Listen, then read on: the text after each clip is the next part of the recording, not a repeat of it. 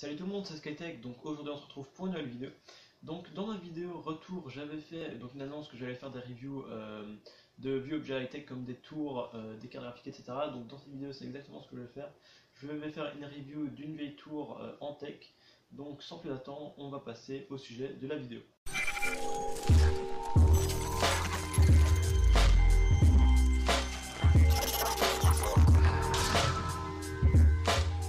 Avant de passer à la review de la tour, j'aimerais bien vous expliquer comment ce genre de review vont se dérouler. Donc ce qui va se passer, c'est que je vais d'abord vous montrer la tour en elle-même, donc voir l'intérieur, etc. Après je vais la tester sur un système d'exploitation, donc là ça va sûrement être un système d'exploitation Linux, et donc à la fin on fera une conclusion de tout ça et voir si on peut faire des upgrades ou des choses dans ce genre. Donc voilà la tour. Donc j'ai pas un modèle de cette tour, donc je sais pas vraiment de quand est-ce qu'elle date, mais je dirais sûrement 2004 vu l'état du boîtier et les composants à l'intérieur. Donc si on regarde directement ici, on peut voir que on peut ouvrir la face d'avant de la tour, et donc on a accès à deux lecteurs DVD. Ici il y a un floppy disk avec le bouton reset et le bouton on-off.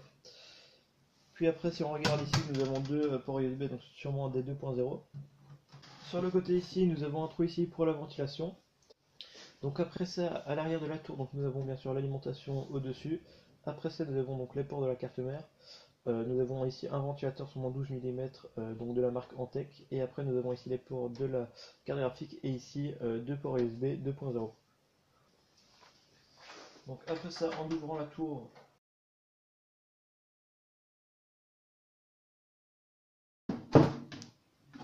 voilà.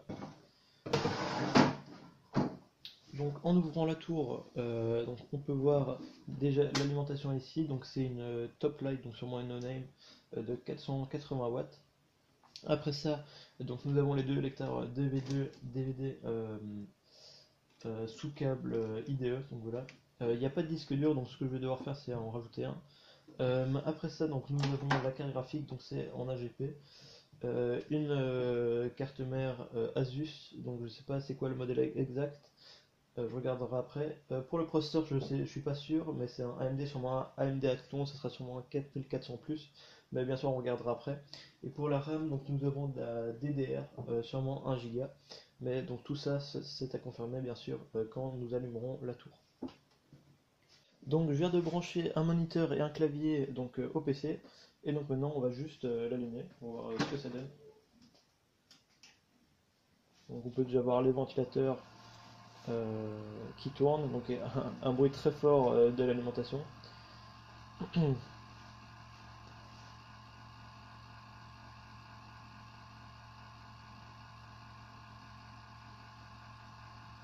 Et donc nous recevons aucun signal de l'écran. Donc du coup on vient de tester la tour et on arrive à avoir aucun signal sur l'écran. Donc ce que je vais faire c'est que je vais débrancher des câbles, je vais les remettre ensemble, peut-être retirer la RAM, la changer.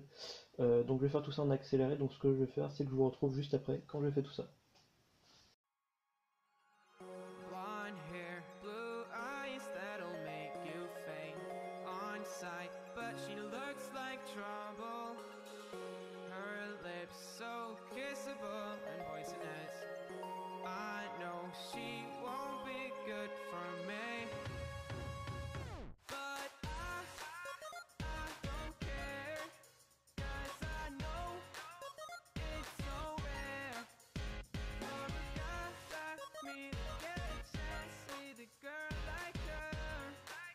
And I won't waste that chance, waste that chance. Donc voilà, je viens de nettoyer un peu à l'intérieur, donc j'ai retiré les câbles SATA, etc. qui n'étaient pas branchés. J'ai retiré les câbles IDE, j'ai retiré la RAM et j'ai retiré les poussières qu'il y avait entre les rames et je les ai remis dedans. Donc maintenant on va réessayer d'allumer l'ordinateur et donc on va voir ce que ça donne.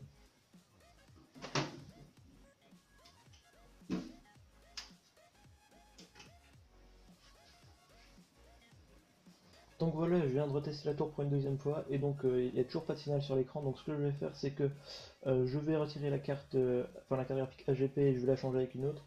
Et je vais changer aussi la RAM pour voir si c'est pas le problème. Et donc après ça, on va retester donc la tour.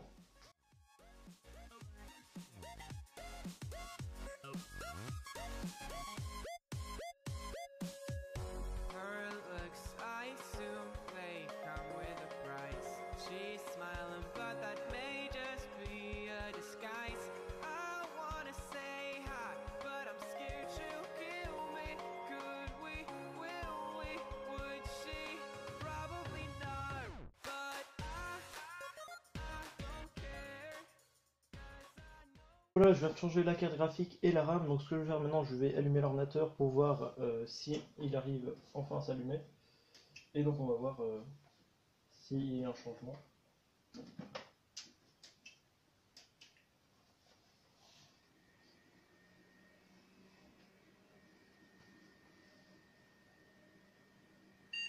Voilà. Donc maintenant c'est bon, on a un signal sur l'écran. Donc ce que je vais faire, je vais rentrer dans le BIOS pour voir quel processeur nous avons. Un AMD Athlon 64 3000 Plus à 2 GHz, donc ça doit être sûrement socket 939 si je dis pas de bêtises. J'irai voir ça après. Donc ce que je vais faire maintenant, c'est que je vais regarder les spécifications de la carte mère, je vais voir jusqu'à où je peux upgrade, et après on bootera sous Linux. Donc voilà, je viens de regarder les spécifications de la carte mère. Donc nous avons une Asus K8N au socket 754 finalement, donc qui supporte jusqu'à 3 Go de DDR 400 MHz. Donc moi j'ai installé 2 Go au total. Après ça nous avons comme carte graphique l'original, c'était une Nvidia FX 5200B avec 128 Mb de VRAM, et donc j'ai upgrade sous une Nvidia A7600 GT avec 256 Mb de VRAM. Et donc comme processeur, comme dit avant, nous avons le AMD Athlon 64 3000 Plus avec un cœur et 2 GHz. Donc voilà, je viens de créer une installation donc, de Linux sur ma clé USB, donc c'est Linux Mint 32 bits. Je crois que c'est la version 16.4 si j'ai pas de bêtises. Donc maintenant ce que je vais faire, c'est que je vais boot et je vous retrouve juste après. Donc voilà, Linux Mint à boot. Donc maintenant j'ai ouvert 2-3 applications. Donc j'étais sur Firefox, j'ai lancé donc une de mes vidéos en 360p avec une autre page Amazon d'ouverte et avec une autre application donc LibreOffice.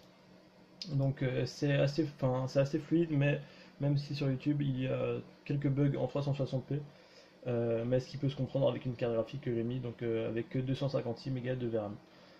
Donc et si j'essaie d'ouvrir quelque chose d'autre, il y a quelques lags, mais sinon ça peut encore aller. Donc voilà, on se retrouve pour la fin de la vidéo. Donc du coup, ce que je vais faire avec ce PC, c'est que je vais le démonter, sûrement garder la lime et le ventilateur, et bien sûr le boîtier, donc qui sera utilisé dans un futur PC que je vais monter. Donc du coup, donnez-moi votre avis dans les commentaires sur ce genre de review, si vous voulez que j'en refasse, etc. Donc n'oubliez pas de lâcher un like, de vous abonner. C'était Skytech, bye.